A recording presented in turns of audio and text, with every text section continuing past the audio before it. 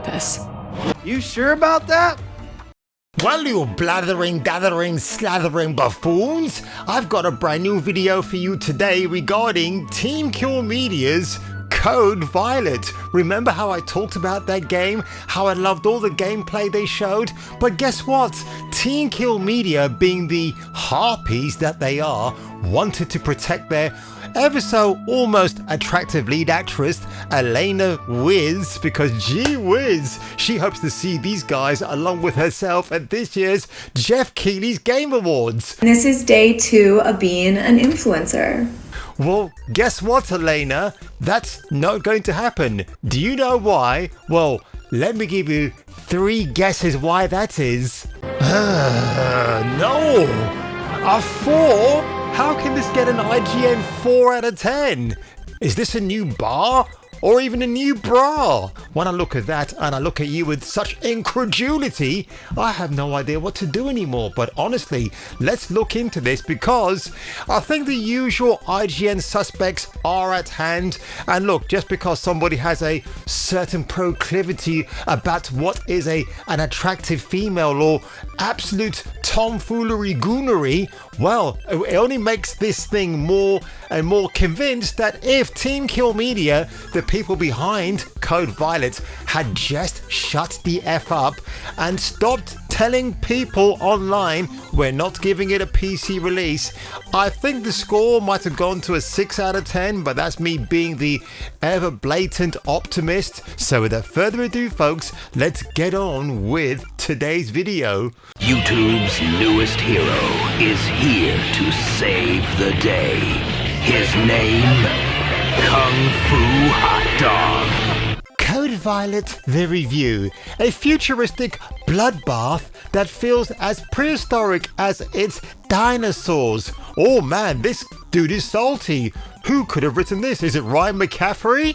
No, it's Jarrett Green. Now, from the sound of that name, I'm pretty sure Jarrett is a black dude, just like Barrett in Final Fantasy VII is also a black brother. On second thought, maybe frowning suits you better. Hey, don't pout. And there he is, ladies and gentlemen, as I predicted. Obviously hates the current government, if you know what I mean. I'm actually surprised that they allow him to have that banner for X to promote yourself on IGN, but, well, you do you, dude. And let's get back to your review, Mr. Jarrett Green. Let me level with you folks right on top. Oh my god, Code Violet is a bad game.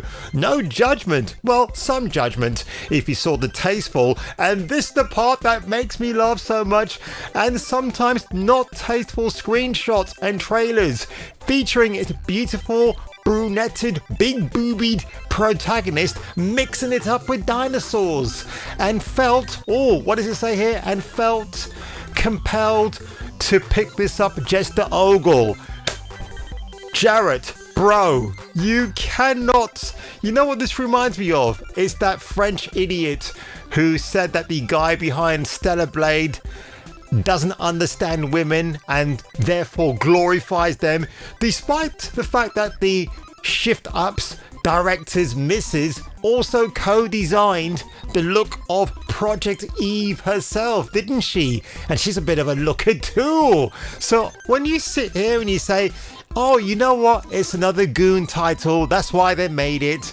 Yeah, come on, Jarrett. I mean, if you find the female attractive, then what's the big problem, bro? People wanted to play it. But honestly, I'm going to save my punchline for last at the end of this video because it just gets more and more funny the more I go through this IGN review, as spelt R-E-V-U-E, you know, in the good old days of burlesque. So, if you want anything else from Code Violet, like a compelling story, which, by the way, Elena Wiz, didn't she say in a video that she actually wrote most of the scenes herself? Team Kill Media obviously have no idea how to prep a video game, despite having a mini library of sorts, and for some reason they allowed Girl Boss to walk in and take control of the proceedings. So this project was completely self-directed, and the awesome creators over at Team Kill gave me absolute control over the narrative here and over Violet's journey. And so I really got to just kind of self-direct and walk myself through this journey. Code Violet's story is unapologetically tropey sci-fi garbage, mixing far future space, colonization, genetic modification, and more to make this final girl survival story as impenetrable as possible, because quite clearly you can't penetrate the polygoned heroine of this story. Bits and pieces like Dave Clark 5 of the tale are interesting, though that's mostly limited to side stories and lore found in the journal entries of victims scattered around the wreckage. But almost everything you play as Violet Sinclair through and watch in cutscenes form is derivative, awkward animation and acted. And very forgettable. Not unforgettable, very forgettable. Avoiding spoilers even when things get truly bonkers towards the end, in a similar fashion to Team Kill Media's Quantum Error from 2023, or the new and drastic revelations that should be monumental to the story at hand, instead feels rushed and full of twists and turns that are either undercooked or entirely too convoluted. The very few other characters you meet are barely more than one-note exposition dispensers who watch you as your hero, Violet, worry and cry and never really understand why. Oh my, Jared Green, you made me laugh with this review of Code Violet. And look, I'm not going to berate somebody about their dislike for a very attractive female that is gooning material. This is also doubly damning, or should I be doubly damning? Outside of being a missed opportunity to introduce a good new character into the greater video game lexicon, it also makes Code Violet's leering, pervy camera work and extensive dress up or dress down options feels like it's crossing the line from fun into creepy. There are tons of characters in games who successfully make being sexy or flirty a major part of their shtick, and their breast ones are those that come across as completely in control of their own image while they do so. Bayonetta is one that comes to mind. So an unfortunate irony that in a post Baldur's Gate 3 Stellar Blade world, one where people have never been more ready to accept hunky himbos and skimpy seductresses, Code Violet found one of the few ways to do it all wrong. Jarrett Green, holy shit, dude, that is an absolutely feministic approach to your journalistic masterpiece right here, sir. But that's you, and I will do me instead. But Team Kill Media are responsible for killing their own game. Had they just, and this is the reason why, I mean, this review typifies or reinforces Team Kill Media's overt stance that we're not going to put this on PC because we don't want you modifying our heroine. And again, when I was doing a reaction to the Code Violet gameplay, there's lots of upshot Dutch angles. I don't know if anybody's been watching my AI portfolio online, but dirty dogs, how dare you?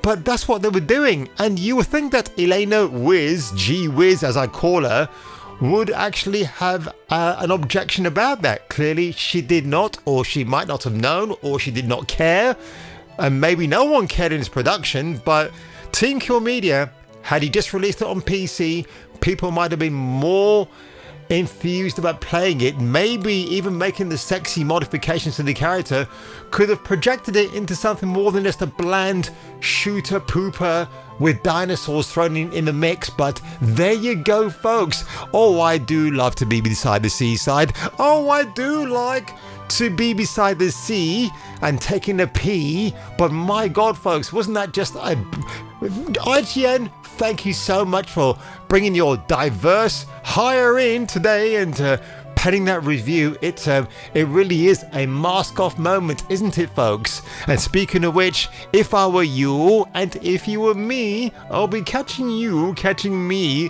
for the return of the next video. So Violet gets into a lot of scrapes in this game, and for that we had to create a library of effort sounds. Thanks for watching Kung Fu Hot Dog. Don't forget to like and subscribe.